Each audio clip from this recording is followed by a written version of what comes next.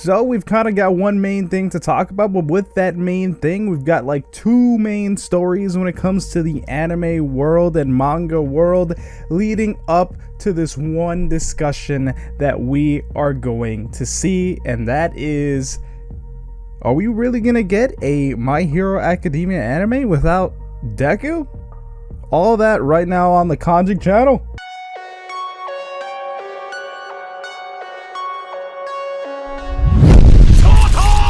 Sensu beans, yeah, I need to regenerate. I'm about to go off like I'm the Avatar state, and I can say. Alright guys, yep, when it comes to anime, we've got two main things like I kind of mentioned already. And I know this is a My Hero Academia video, but we're gonna start off by talking about Jujutsu Kaisen. Why?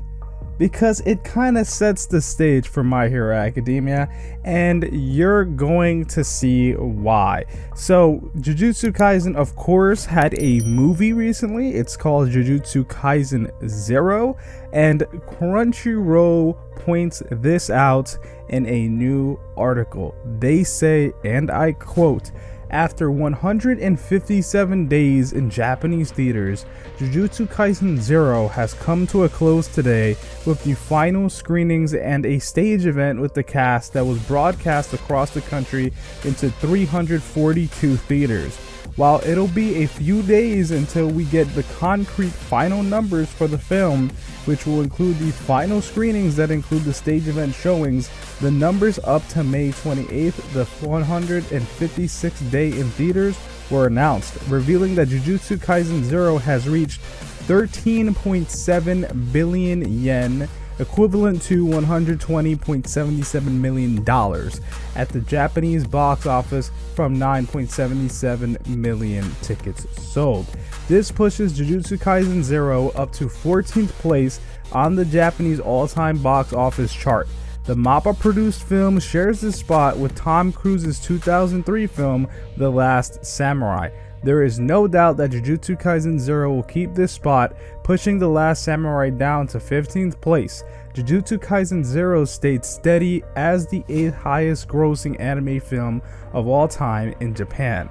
With these numbers, Jujutsu Kaisen 0's place on the Japanese box office charts solidified behind Weathering with You on both the all-time and the anime charts. The Shinkai film made 14.19 billion yen, making it impossible for Jujutsu Kaisen to overtake it even with sold-out showings today. Now, that's the end of basically that when it comes to Jujutsu Kaisen. You're probably wondering, what does this have to do with My Hero Academia? Why did you just read a Jujutsu Kaisen article? Well, did you hear what I said? Did you hear the words there? This movie did extremely well. It did very well for a new anime. And, well, that anime movie that we're talking about here isn't about the main character of the show. It's not about Yuji Itadori, which is the main character of Jujutsu Kaisen. In fact, this is kind of like a prequel spin-off to Jujutsu Kaisen. It's based on a one-shot manga of the same name. Now, where are we kind of seeing this with My Hero Academia? So, when it comes to this, of course, if this is making an extraordinary amount of money in Japan, it's setting records in Japan. Of course, it said it's not going to overtake the #1 spot, but it's still solidifying its rankings. And if it's making this much money and it's not even about the main character of the anime, it's just a prequel spin-off, and this anime is fairly new. Like, we're just about to get season 2. And it's like, so we only have one season, and then after that one season, they bring a movie, an anime movie, not even about the main character. It's a prequel spin-off, and it does fantastic. Now, when it comes to My Hero Academia, what have they been doing when it comes to movies and things like that? They've been putting out, or like OVA stories and all that when it comes to kind of like things not part of the main story of My Hero Academia. They've been trying to find spots within the timeline that they can fit in side stories. Like every single movie for My Hero Academia is canon to the story.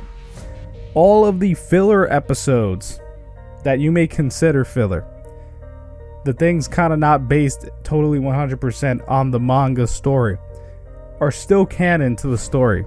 They're still 100% canon. Some people deny this, but you can figure this out when it comes to the creator's statements. This is what he's doing. The creator's involved in all of these processes. This is all part of the story. That's why all the movies take place in certain gaps in the story where they can fit. Now, it's kind of getting a little problematic, if you say, to like constantly trying to find gaps in the story all the time for things to fit.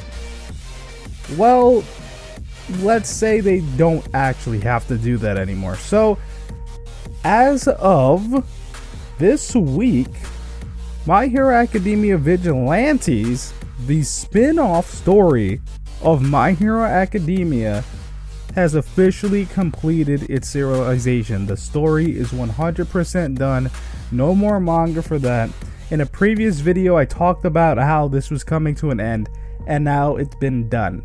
It's coming to an end. And with that, we do have some illustrations. I think they're really nice. I like them a lot, like especially this one with color. It's really nice. I like it. It shows off the main characters of the story, and then of course there's another one that says thank you for reading.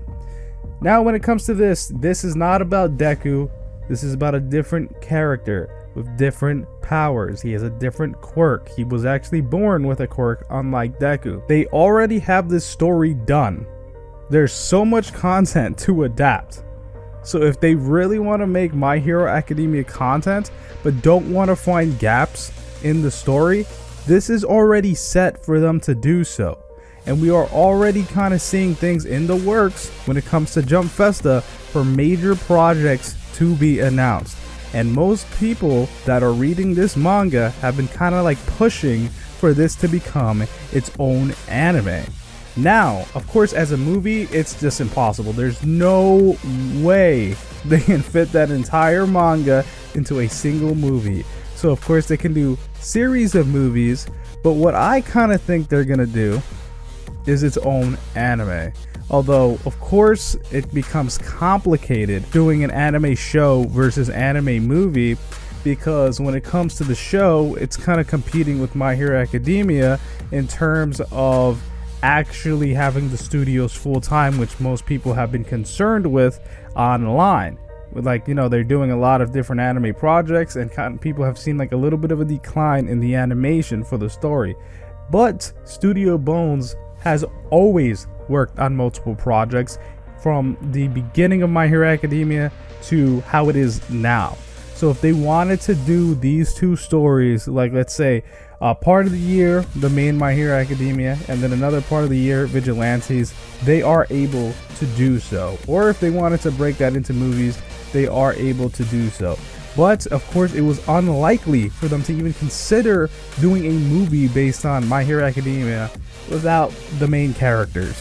But of course, Jujutsu Kaisen now shows that that actually works, and it sets the stage for them to become successful and make money without having to change the story of the main show or even find loopholes to make new stories within the main show. They literally have this set for them, and they can thank Jujutsu Kaisen for risking that all with that decision to adapt that manga that doesn't have to do with Yuji Itadori, for them to be like, okay, we can adapt this manga that isn't about Deku. So if that comes to pass, you know, you kind of heard this theory from me. With that said, let me know what you guys think about this. Do you guys think that we're going to see My Hero Academia Vigilantes adapted as well? Tell me, or am I just crazy? But my name's Konjik, I love you, and I'll talk to you in the next video. And I can say that I'm great, yeah, I can say that I'm perfect. I ain't the one that was out here saving lives, I was purchased. Now we about to take you out if you try to act toxic. I'ma send you straight up to my main man, Konjik.